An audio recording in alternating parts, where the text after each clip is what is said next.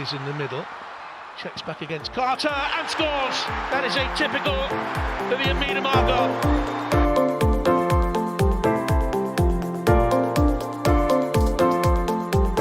Quickly gets it back again. Oh, what a goal! Well, that sums up her season.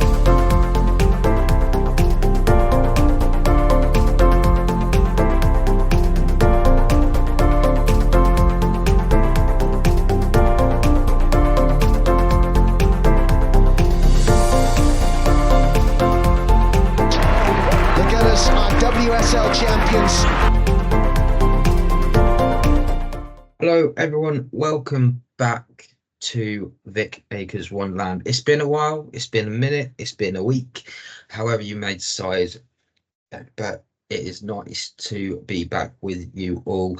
And this time we're going to be talking about the internationals. So there's been a lot going on, but as always, joined by the tinkerer of historical artifact, shall we say, for the Arsenal women. Adam, how are you? Well, I'm glad you see me as some sort of authority on all things history. It's actually been a bit of a bad week because we've had 3 of our pages taken down by Wikipedia. So we're having to do a bit of work to get them back up and running again. Well, part of it is we've been a bit lazy. But Wikipedia don't like it if you don't have sources to back up the stuff you posted. The problem is with women's football in the late 80s, sources are hard to come by. You know, the internet was only just in its early inception, so we are working on it, and we hopefully will have them back soon. They're being re-reviewed as we speak, so hopefully we'll get those missing pieces back up running again. So fingers crossed.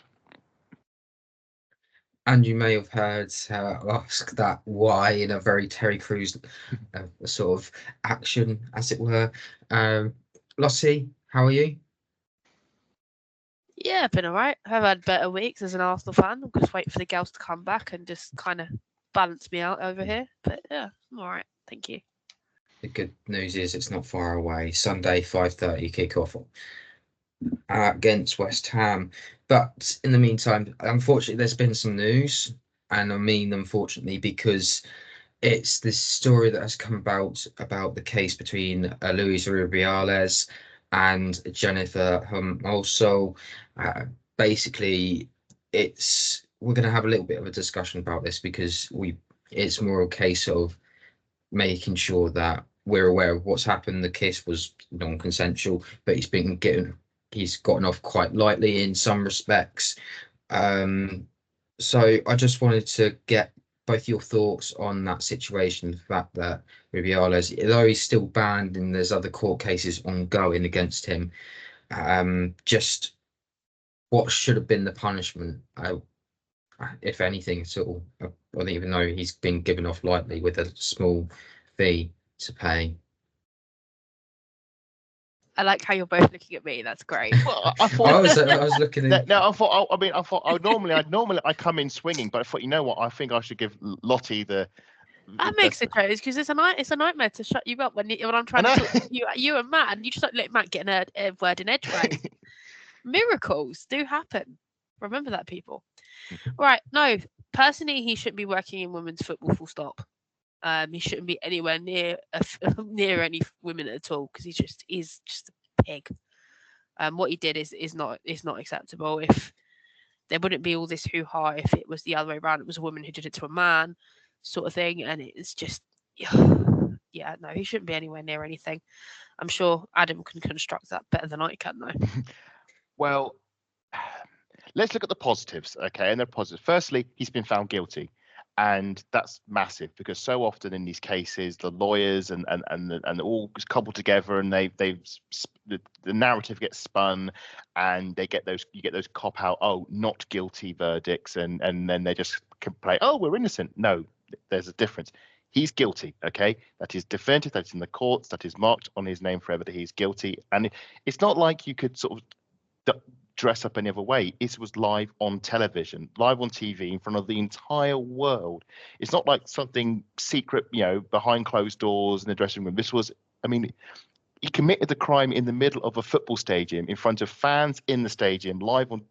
It's there, it's irrefutable. You can't deny it away. And thankfully, he's been found guilty. Great. But as you rightly say, Matt, the punishment is just scandalous as far as I'm concerned. I think it's 10,800 euros or £8,942 according to the BBC website. That's what he's been found. Basically, he's been fined just under £9,000 to kiss Jenny Hermoso without consent in the middle of a football stadium. And, that is the only way I can describe it is pocket change for a man in his position, a man who, is ex-footballer, man of high authority. That to me, it's like that's just basically you just paid just under 10 grand to kiss someone in broad daylight. I think it's absolutely outrageous. I'm not surprised. We know what the Spanish football and what it's like there, and I'm not surprised that he's managed to get off so lightly. There is a ruling about how he can't be within 200 meters of Jenny Hermoso. He's banned from contact her from a year. I think there might even be a ban from football, but then that's sort of backdated from the event, and of course we're quite a few years on from the World Cup, so that will expire soon. And it's the right decision, but the wrong punishment. For me, he should be completely banned from football. That fee should be 10 times, at least 100 times higher than that. And for me, I think he should go to prison. I think you have to make an example sort of thing. It's just unacceptable. And the problem is, it's not just him; it's the people around him. It's like the ex-coach George Wilder, and all those people who were in the room supporting him when he was saying, "I'm not going to resign. I'm not going to resign," and they're celebrating him. They're all complicit in that sort of web of just lack of respect for women, who don't respect the women in that team, we've seen how they've been treated. And then I think there was a follow-up case about coercion, because they were trying to suggest that they were trying to encourage Jenny Hermoso to say that the kiss was consensual when it clearly wasn't. That's been acquitted, which I think again is wrong. I think there's been enough evidence circulating around to suggest there was a very strong suggestion that was happening, but of course that's been chucked out. So it's kind of it's like, I say, something like a hollow victory. I think that's the best way to describe it, is that the right decision has been, the right conclusion has been made, and his name will be tarred forever in women's football. I mean, I say he wouldn't get a job in women's football again. George Wilder is over in, I think, Morocco now, managing the team over there. So maybe we will see him in some form in some other country that has a loose sense of what morality looks like when it comes to the game of football, unfortunately. But this one battle is over, but I think there are many more battles to come. I think both have said they're going to appeal the decision anyway, which I kind of get. I'm not surprised. I think he should be punished further for what's happened. And it's a shame, because this should have been the greatest moment in Spanish women's football history. This was the moment they finally climbed the mountain that they've been threatening for so long, because they've got such an uber talented team, as we saw during the international break. And it should have been a moment that was celebrated forever. Like when we won the Euros, when England won the Euros, and we're all at Wembley, and we saw the Lionesses lift the trophy in Wembley, and we're all celebrating, and we treasure that moment forever. It was a magical summer for us, and that was the pinnacle of it. And for Spain a year later, that moment has been completely tarnished by the actions of one man who sees women as beneath him, who sees them as something for him to enjoy, and it's scandalous, unfortunately. My sympathies go to Jenny Hermoso. My sympathy goes to the rest of the Spanish team. There was a notable moment in the press conference when I think they were talking to Serena Wigman and Russo about this whole thing, and they were saying, we support the players, what they're going through. Very interesting that the Spanish coach, who we should know was the assistant to George Wilder, was all too keen to brush it under the carpet and say, we've spoken about it plenty of times over in Spain, we don't want to bring up here, which I think says volumes. It's positives. There's a lot of negatives. I fear this is not the end, but the fear is there's more to come. And it's a bit bittersweet, really. Just on the build up to this game, I thought it would have been a really nice opportunity for both teams to come together and do something, whether it was a photo opportunity and maybe have a swap of shirts or something along that sort of lines, where or say or have like a banner going across about supporting Jenny and Moso, or just to have a banner or something that says to stop these sort of send that message out there that it's not acceptable. And no matter what, if consent's not given, at the end of the day, then it should be frowned upon, but it should be more than that. You should be punished for it, because you're not getting. My words are getting muddled. It's just very painful. But I would have loved to have seen a whole united front on that opportunity right at the start. Imagine if you've got just over 46,000 in the crowd. You've got photographers. You've probably got so many cameras on at Wembley Stadium on that night. Yeah. And a small message, whatever it would have been powerful. It would have been nice. But at the same time, obviously, these are legal cases that are sort of still ongoing. So there may be rules around that. But I agree.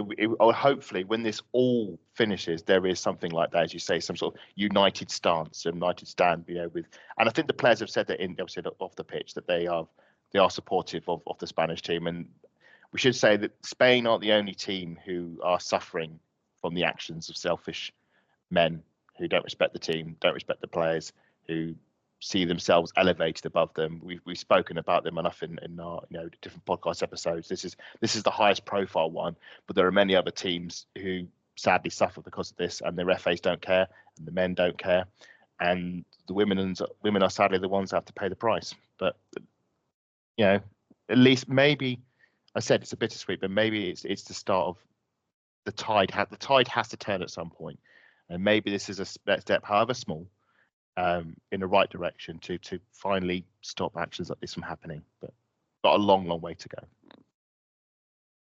Well, let's just go on to something positive that did happen at Wembley, and that was the legacy caps that were given to a lot of former Arsenal players in Claire Wheatley, Joe Potter, Tony Duggan, Farrah Williams and Ellen White, and their legacy caps getting the traditional lap of honour around at half time as well, which was great to see. So I end up business. So the legacy caps, just clarify, because the legacy cap. So when you get a call up, so Anna Morehouse is in the squad, the goalkeeper. She hasn't got a number yet because she hasn't made a debut for England. When she does, she's going to get a specific number, which will say, I think they're up to 200 now. So it'll be maybe 285 or something like that, and that's your player number. That so I think there's been over 1,000 for the men, but they're just now starting to do it for the women. So they're backdated. They're a bit similar to how you're doing with the archive. They're backdated, trying to find bits and pieces to make sure that at England games they're giving these former Lionesses the opportunities to have a cap. And it's, I mean, Claire Wheatley is quite a way back. I mean, I should say, you mentioned Arsenal players. Only Tony Duggan out of that lot was the only one not to play for Arsenal. I think Farrah did. Ellen White certainly did. Claire Wheatley did. And what was the other one? Joe Potter. She might have done. I can't quite remember. I know she's again, but she's a very experienced player. She might have done at one point, but definitely White, Farrah, and Claire Wheatley did. But I mean, I'm loving that they're getting recognition, and I suppose this is something they're doing with every England game. They come up Wembley, they get their chance to get a bit of recognition. I can vouch, there are a lot of players still that need to get that recognition. I've seen some of the names, some of them I'd never heard of, some of them many people have never heard of, and hopefully they will get their legacy caps as well. Adam, she was at Arsenal for the 2003-2004 season. I knew I recognised the name. Only for one season. Yep, one season wonder. That doesn't surprise me. Probably played around Birmingham or Charlton, I reckon. She left Birmingham and went back to Birmingham City. Birmingham City. There we go. Yeah, I knew that. It's in the back of the head somewhere. I knew I'd seen it in my travels. It's around there somewhere. But yeah, congratulations to all of them. Great to see their efforts of England getting awarded. As I mentioned, it was the 46,550 in attendance for a Nations League clash, which has seen. I don't think I think we'll go through the game quite easily, but just when you're going into this game thinking about Spain, go back to that World Cup final, and you think how many chances England didn't really make themselves, they didn't really create, and you're just thinking, is the way they were playing previously, or were they going to be able to create the chances and get themselves into it? And you look at how Spain play, and Spain actually, the players that they have, like if let's just say Pallareo, for example, she is one of the players to. You're shaking your head, Lottie, as if to say you've got something to say, but I'll come to you in a minute. But I'm just if she doesn't make something happen, someone else will, with Bonmati or Claudia Pina or Mariana Caldente, for example. Was that there a worry going into that game that Spain were more likely to cause chaos than England? True say. I mean, I think Spain have got some of the most technically gifted individuals in a football team. Just the level that Spain play at, and we've seen that. They're the world champions. I mean, it speaks for itself. The way that they can dominate the ball, control the ball, control the possession, squeeze right up, hem you right in. That World Cup final was a masterclass in controlling the game. England, I think, Hemp hit the crossbar early on, and then we didn't really have anything clear cut. We thought, oh, that was a really good chance. Spain just ran the show. It was their moment. And so going into this game, and this is the first time we played them since that World Cup final, there is a bit of apprehension. Although you are playing on home territory with the crowd behind you, think you might have a bit more of a chance. Although we should say, our last few outings at Wembley was a 0-0 draw against USA and a catastrophic 4-3 defeat to Germany when we were a bit of a shambles. And we just come back off the Portugal game. The Portugal game, we were average, I would say, for most of it. I think Portugal were good value for the equaliser. You just think, Spain next is the hardest test of them all. They had been a bit ropey against Belgium. I think they went 2-0 down, and then the talent that they have got them the win at the end. So you sort of knew what you were getting in for going into a game against Spain. We weren't going to control the ball. We weren't going to be playing them off the park and with brilliant direct runs and passing. It was going to be a fight. We knew that Spain would have the possession. They would have the territory. And we would just have to be disciplined, because in that final, for as well as Spain did play, they only scored one goal. And that one goal came from a mistake by us. That's all it takes sometimes. It's that concentration for 90 minutes. So we knew this would be a test, 100%. Lottie, what were you expecting from Spain? To be honest with you, I already watched the highlights. I was expecting us to be beat again. I just put it bluntly, I'm not going to sugarcoat it.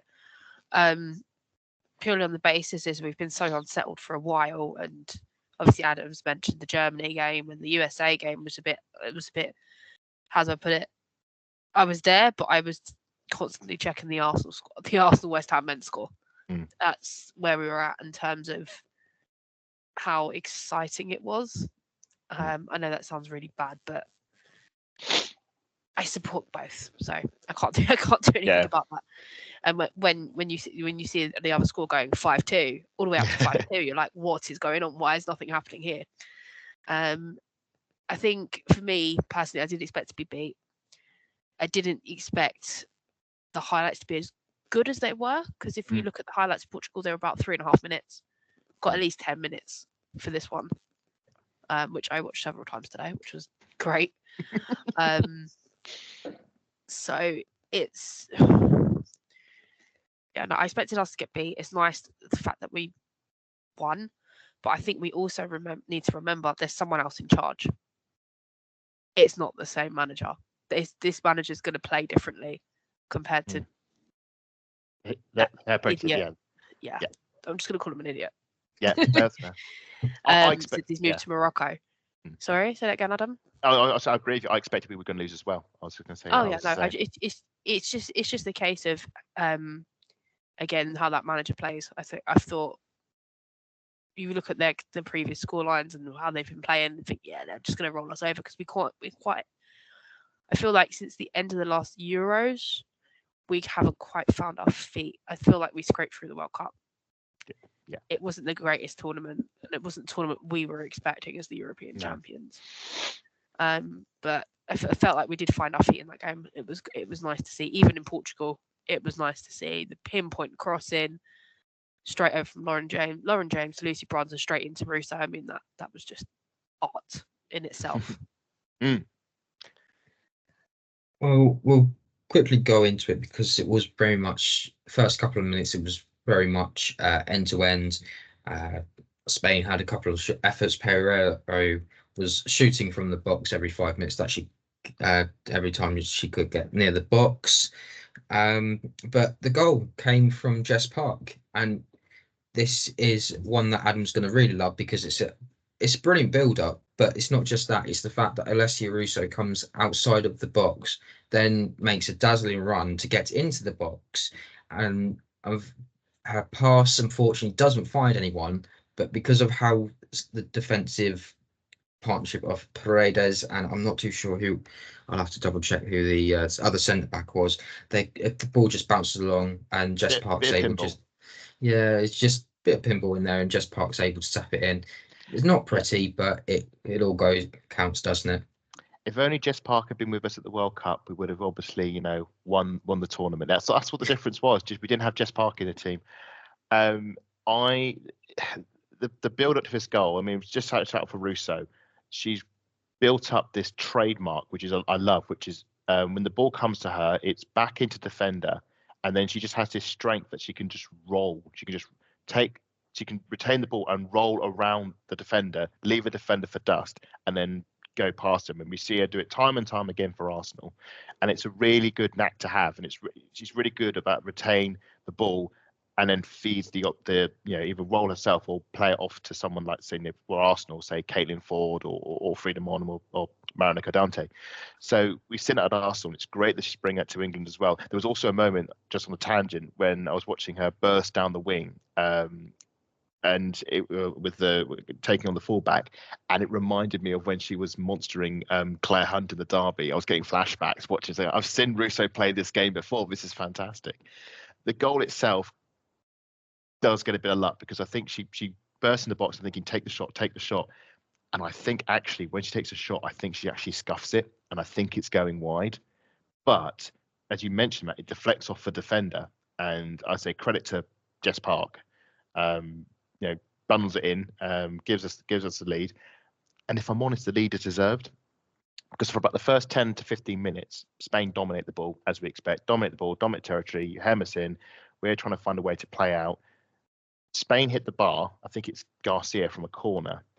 And then after that, the needle just turns back towards England. We get more settled. We get more comfortable on the ball. And for a good 20 minutes, Spain just disappeared. There was just none of that domination, of that pressure, of possession, of chance creation. There was nothing. And fair play to England that in that crucial moment when they had their moment of advantage, they had the nudge. They cashed in big time. And definitely put another, because like I said earlier, I expected to lose this game. To see us go 1-0 up was a bit of a, oh crikey, we might actually get something from this one. This could be quite a good evening. I will just. You kind of hit the nail on the head there, and it's just the way if you watch the way that she's been playing recently, Russo, it's a bit like she's unstoppable, and I'm absolutely loving it. You watch the way she turns and then gets it across to sort of the Jess Parks area. But I think the ultimate failure for Spain was that they failed to clear the danger of the ball. Yeah. And Jess Parks are going to take full advantage of this.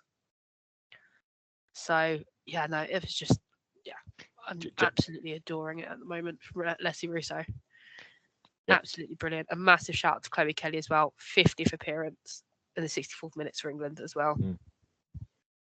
Just quickly, we'll have a quick game of should it have been a card. So 37 minutes, Lottie, your favourite player? I thought we were playing. Should it have been a penalty? Okay. I haven't got that incident, that first instance. And however, I've got one incident here that Kamana holds back part. There was no foul, and this is where she's dragged her across for the shoulder. Essentially, she could have, if it had been a harder pull, it could have dislocated the shoulder. I think it was just the one where they were battling down the wing, wasn't it? Yes. I think it could have been a bit penalty. It did look a bit sort of suspect, but then again, you could also argue, 50 of one, half a dozen of the other, however the phrase is. It seemed like a tussle for the ball, but yeah, I do get that one. The one Lottie mentioned, Leah Williams at a set piece, her arm is being dragged in the box, and that was the next one. No, it was a case of her arm was being removed from the socket. What are you talking about?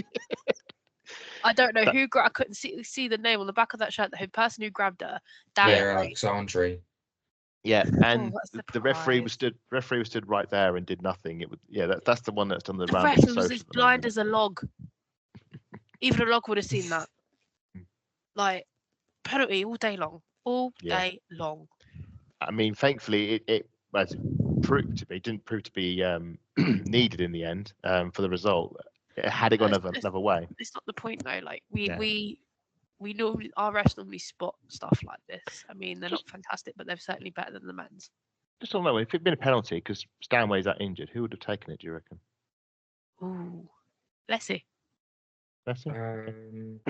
Maybe Lessie. Maybe Lauren James. Do you know what? I would give it to Chloe Kelly. If she'd been on the pitch at the time. She was on the second half, so this was a first half incident. Oh, okay, never mind. He didn't tell me what minute that incident. Yeah, I couldn't find the minute exactly. But it was during one of the corners that England had. Do you know what?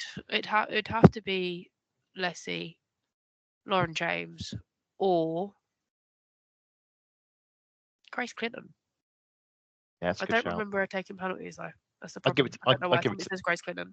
I'll give it to Leah Williamson. Just captain steps up. Well, it wasn't long. Half time came and went, and then we think everything's going to go fine. 51 minutes, the light goes out. Yes. So I'd actually have. Nikita Paris, someone ain't paid the Lecky bill.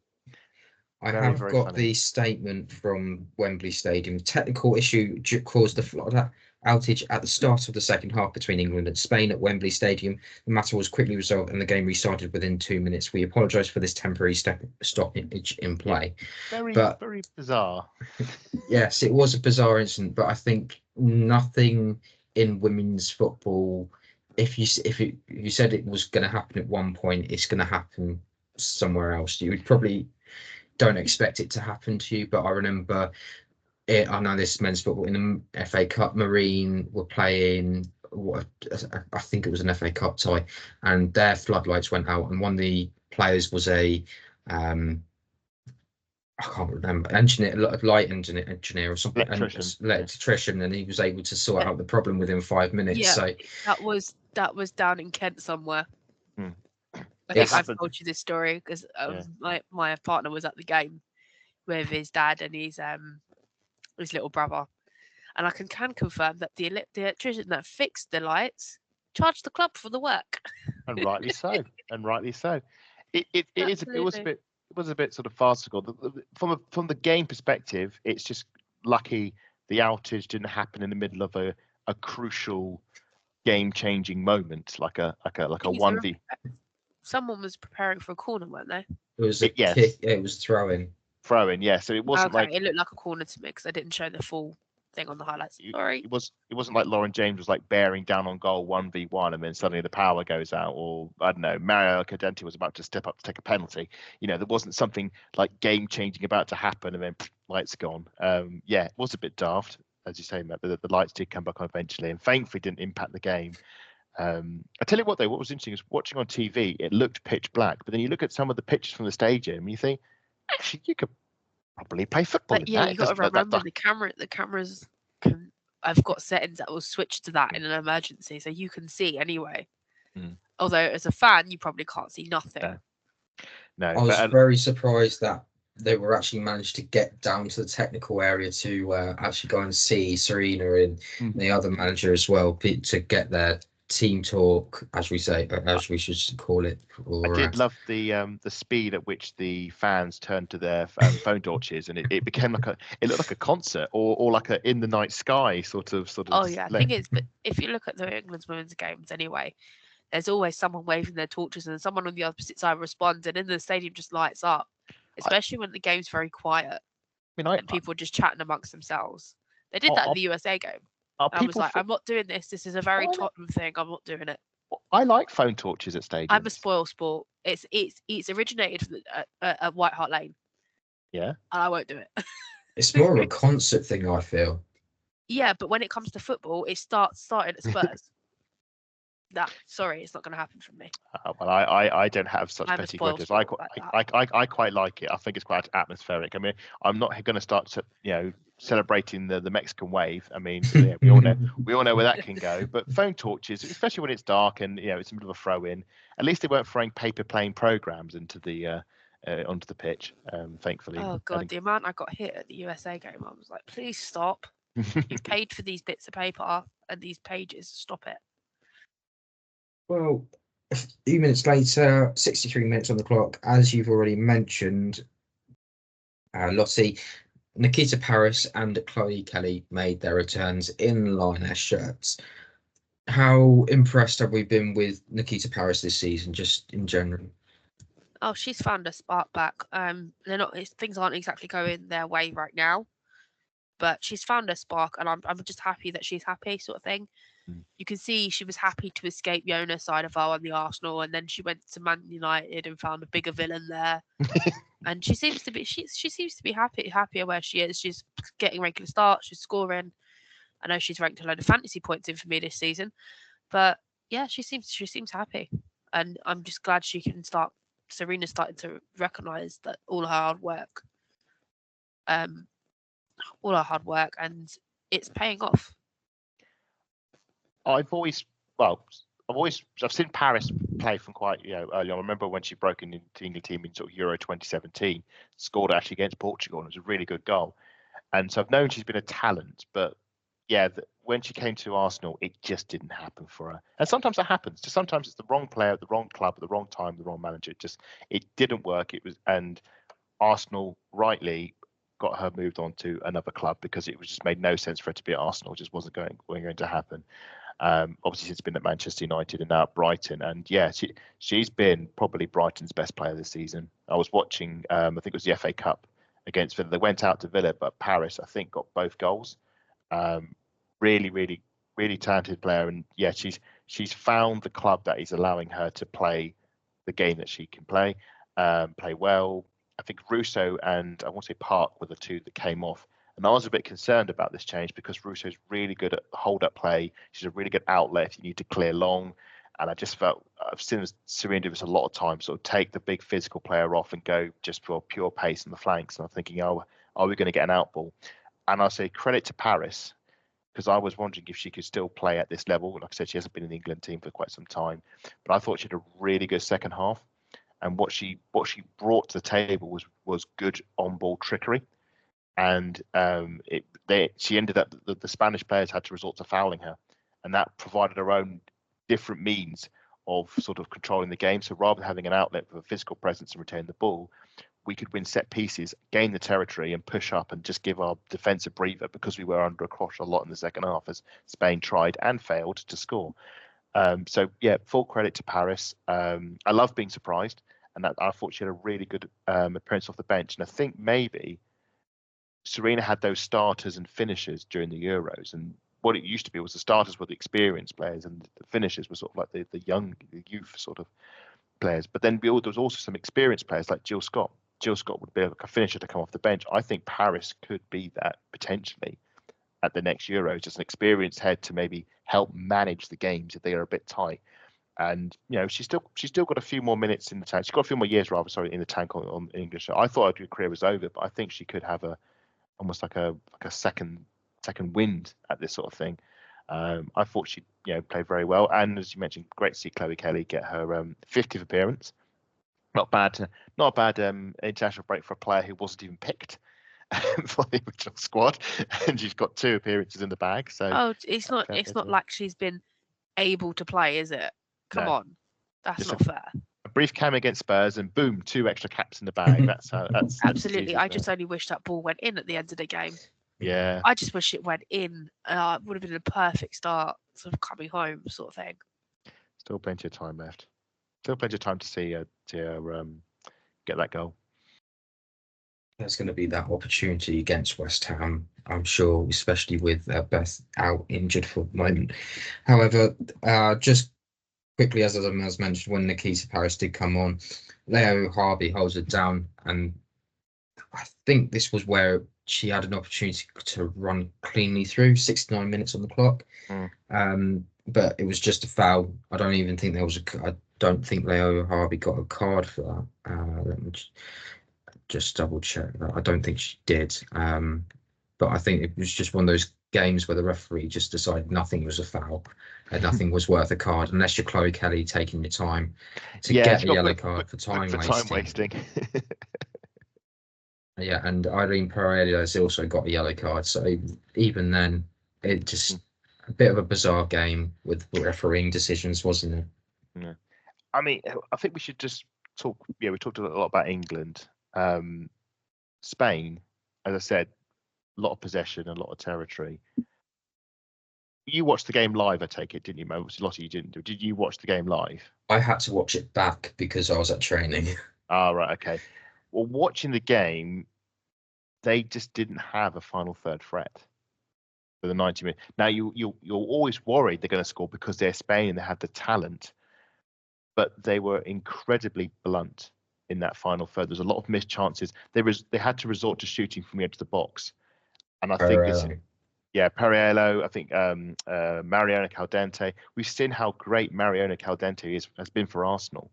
We know she's a very, very dangerous player and a very technically gifted player, but a lot of those players in that final third didn't function. And I will say England defended well. They did make a few mistakes. Walsh had a really bad giveaway on the edge of the box and gave us a little bit of a scare. Thankfully, they're a bit more defensively robust. I thought likes of Williamson and Bright and Bronze. I should say Bronze also had a storming game in defence. But if there's one flaw with Spain, I've always found is for all the talent and the technical ability they have, they don't have a striker. They don't have a clinical, ruthless striker. And they started Garcia up front, and I said she missed the best chance. I think Hampton also made a really good save of her feet from Garcia in the second half. But yeah, that has been. If I was to criticise Spain, is they just don't seem. They have a lot of talent to control the game, but not a prolific forward. They don't have like a Bunny Shaw or Vivian Miedemar or Alessia Russo. And I think if they had that, if they had a world-class forward and they were able to supply that the forward, with the possession and the chances, then they'd be leagues ahead of everybody else. Just to put it in there, that Spain had 20 shots, 5 of those were on target, 11 of them were off. Yeah. England only had 9, 6 of those were on target, 2 of them were off, which means there was only 1 of them blocked, whereas I think they had 6 or 7 blocked, but that was me, Brian. A few of those shots came from Mariona as well, which was really interesting. I mean, I came across a stat the other day. For Arsenal, she's had 583 touches in the opposition's box, and her success rate for scoring is like 82% at the moment. So I'm hoping she'll come back and that won't drop. No, but this is the thing. What you pointed out, Matt. Spain had more shots, but we had more shots on target. They just the shots they were taking. There were long shots. There were wide shots. There was over the bar shots. Hit the bar. Hampton only made 5. Well, based on that, would at least 5 saves, or there might have been a block in there, but it was England, had carried more threat. And I would say it was very close to making it 2-0. They had a few chances they could have actually killed the game if they played their cards right. It wasn't, I thought it was a very good effort from England, a very brave and a very, it was like I said, it was a fight. It was a gutsy performance, and that really impressed me. Would you say it was almost a very England performance, like going back I've seen that. Where you go and score, and then it's not as some people say, parking the bus, because you're still trying to make the opportunities happen. It's a case of you're up against it, so you have to make sure you have that brick wall at the back, and doing. Illy Bright called it. We play proper English. I think she said in the post match, proper English performance. And I think of some of those like heroic wins, like you get with the men used to get with the men's team in fixtures that were ultimately meaningless. We get a heroic win like in a friendly against Argentina, which is fantastic. And then we talk about it for years, but like, oh, we don't actually do it in the major tournament. And this felt a bit like that. It was a gutsy, hard-fought, heroic win. We took the lead. We put the bodies on the line. We defended as hard as we could. We go out there with a win. But I also say, do we overlook the flaws that maybe we've seen in previous games? Are England back? The old clickbait. Oh, England are back. Do those same flaws still exist? Are there still concerns? The Portugal game in the back of my head still, rattles true. But it's infuriating because you see a performance of that and you think England can win, and they can win these big games. It's just a matter of will they consistently? Can they still do it consistently? Especially can they do it in the summer against the Netherlands and France in Group Wales. D? Yeah. Well, I'm kind of discounting Wales at the moment because of considering that.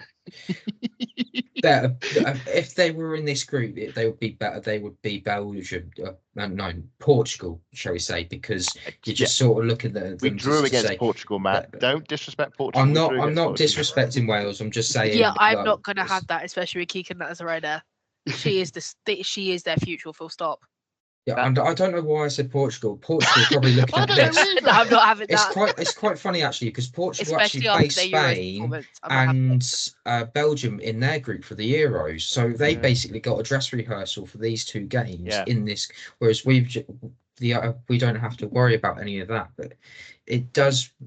These sort of games are going to be very interesting come the summer because it could be flipped on their heads completely. You could end up seeing Belgium go through ahead of both Spain or maybe Portugal and Belgium go ahead and beat Spain, or anything can happen because some people are saying how bad other teams are doing. If you go to the other teams that have done, Spain only beat Belgium 3-2.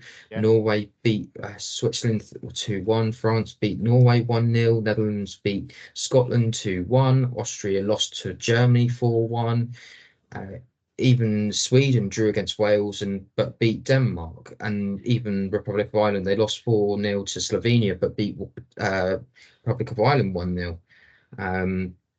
I would even take the SheBelieves Cup. USA lost 2-1 to Japan, beat Australia 2-0 and Colombia 3-1, and even Australia lost all three of those games in the SheBelieves Cup. So Australia's have got problems of their own. They haven't got a manager.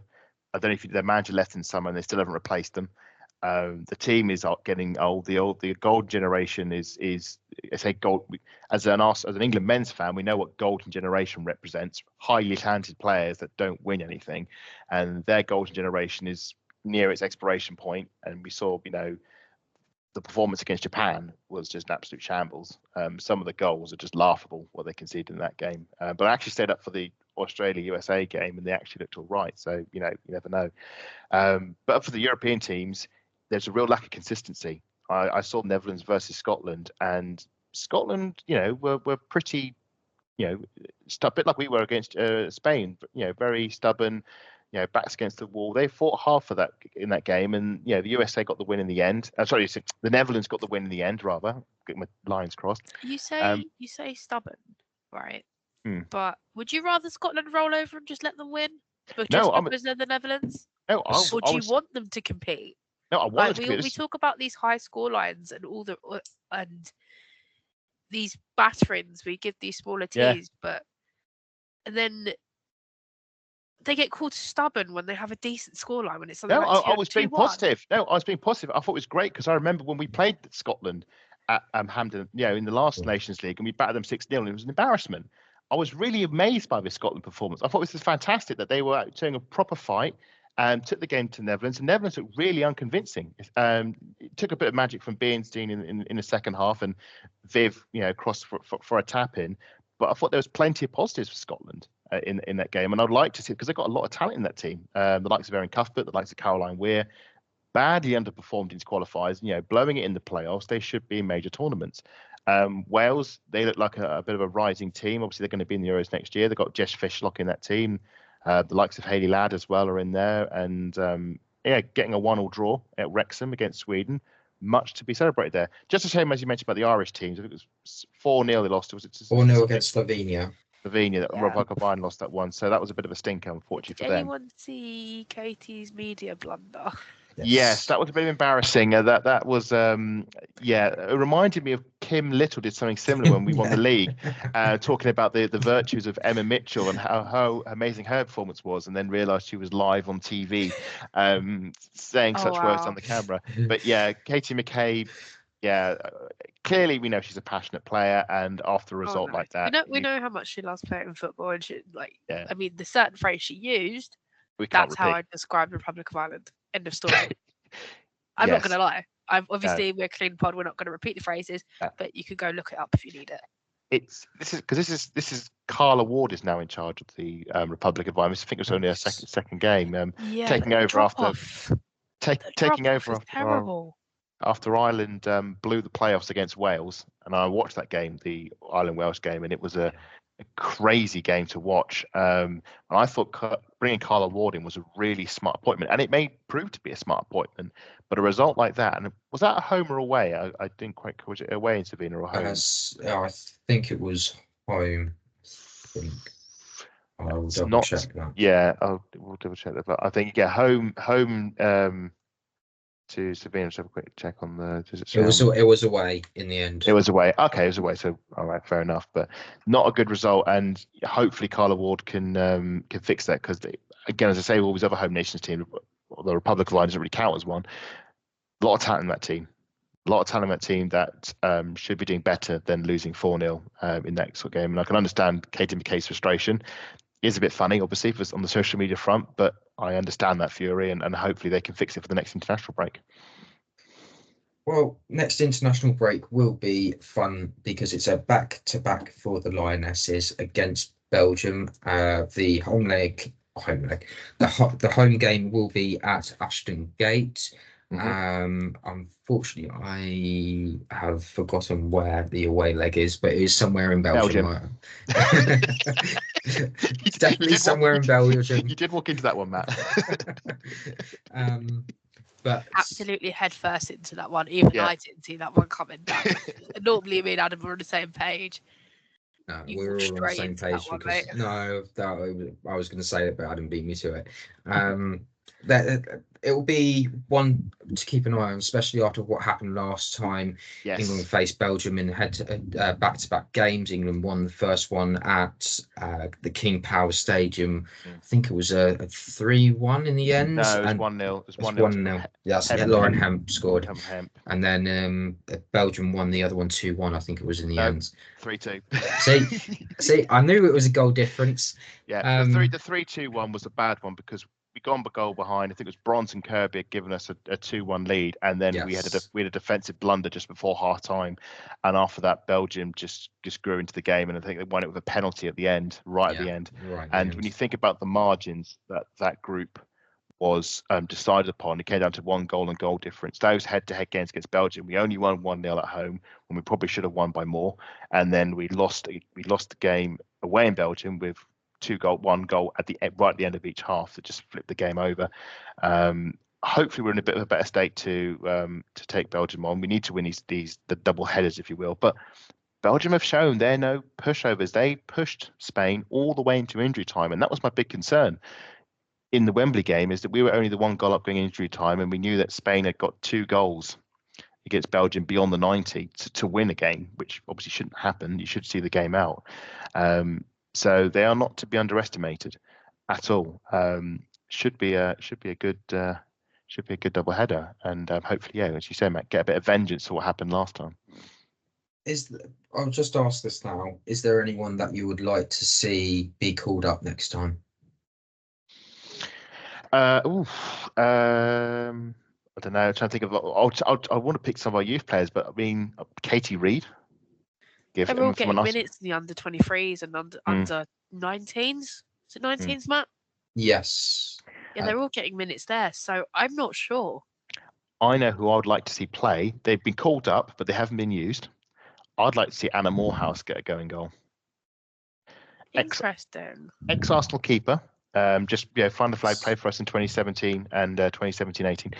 Out in the States now. No, she's been called up, like Hampton and Earps played in this great break. Should say Hampton had a great game against Spain. Just want to get that quickly out now. I thought she a massive game to come into. Obviously, she's just starting out as being. I think she's going to be England's #1 keeper ahead of Earps now. I think that is the way that is going. You're going to upset a lot of people with that.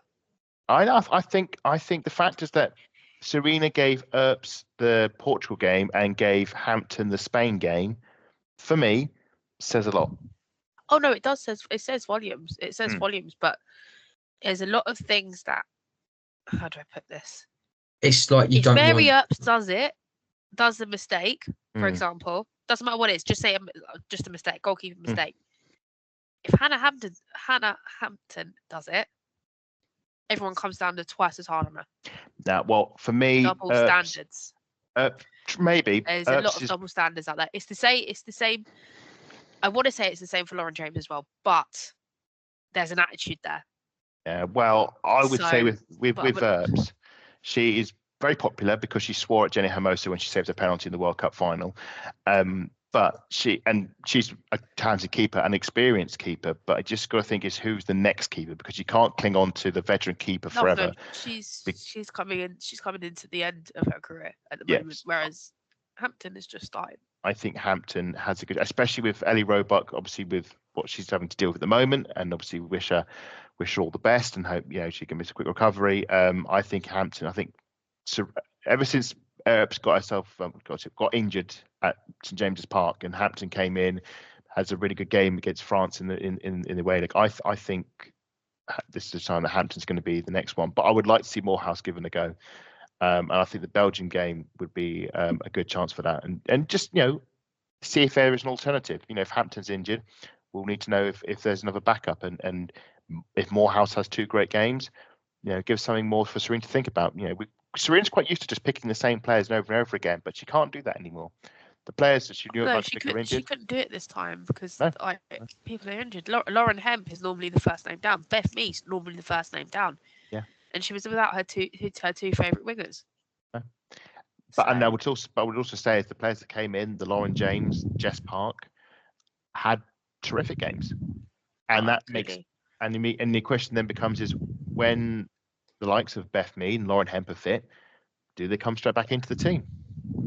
Jess Park and it also makes you question where does that leave Jessica Naz? Yeah, as well. Jess Park has the ability to play out wide, up front, or as the attacking midfielder. So she's very versatile. I know that. I'm talking about Jessica Naz. But if you're going to look at further on Jess Naz, where would you fit her if you've got Nikita Paris up front at the moment? I think you pick Paris ahead of Naz. So I think Jess Naz would probably misses out. I'm not being horrible, but compared to if you look at their 2 seasons, Paris over Naz. And that's not coming from me because I'm an Arsenal fan and I hate Spurs. I don't think she's ready yet. Who, Naz? Yes.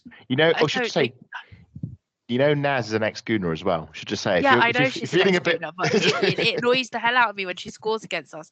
But I'm trying to set this aside, because people be listening. She's banging on about it. She's an Arsenal fan. She's that. She's this and that. No, you look at the seasons those 2 have had.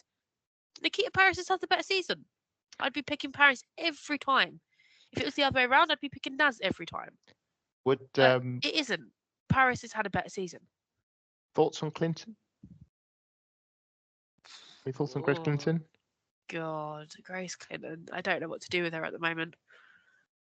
That's another one, isn't it? I think it's another one. You put her in a team like Spurs, she works at Magic. You put her in Man United, she just vanishes. But what did you think? How did you think she did for England though? I thought she had some. I didn't watch the whole game, so I can't give you an answer to that. I think that is the plan B: is Grace Clinton and Kira Walsh. It's a case of how can she work with the others? I But I will think, throw one out there yeah, that I still think we have a left back issue. yes, we do. I know Yes, we Neve do. Charles did play really well in this game against Spain, but I would like to see Gabby George given another fair shot. Is she left-footed? That's the Yes, and she can play centre back, so I she was can gonna have say all the centre backs she wants. name. That's I mean, the other one is Myla Tissier.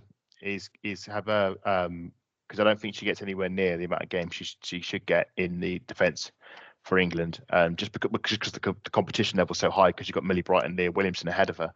But I'd like to see her given more time, because obviously she's captaining Manchester United and she's involved in the defensive line that I think has conceded the least amount of goals this season. They are watertight, that side. So definitely and I think, yeah, right, Gabby George, because she's now back from her ACL, definitely warrants a consideration. There is a left back problem. I would disagree about Neve Charles. I thought she didn't have a great game, and in the second half, Del Castillo had her on toast in that second half. In that really first struggled. half, she was really good, and I think that's when I wrote it down that she'd been playing Yeah. really well. First half, second half, Spain brought a fresh winger on, and she really struggled. I think Greenwood is sadly missed, and obviously Rachel Daly since retired. I think, yeah, there is definitely a hole there that needs filling, and but that's the game, isn't it? That's your England manager. You've got to find solutions to these problems, and let's see what she comes up with for the Belgian games. So that is that for this week's pods. Thank you all for joining us. Where can the lovely people find you, Adam, and the archive? Yeah, you can find me in the archive. So at Adam_Salter4 or _Salter4 on my various different platforms on Blue Sky, Instagram, and X/Twitter. And you can find the archive, the Arsenal Women archive, on YouTube, on Blue Sky, and on Twitter. Plenty of games coming through as and when they can throughout the year. So do give that a follow and a share. And yes, do keep an eye on the Wikipedia pages. We're hoping those pages will be back up and running, and we should have some more sources and more interesting insight into the Arsenal past coming up soon. You can find me at MattLR28. Lottie, where can the lovely people find you? You can find me at VAW Pod on Instagram and Twitter, or Lottie_AWFC on Instagram. That is all for this time, and I hope to see you soon. Until then, come on, you Gunners.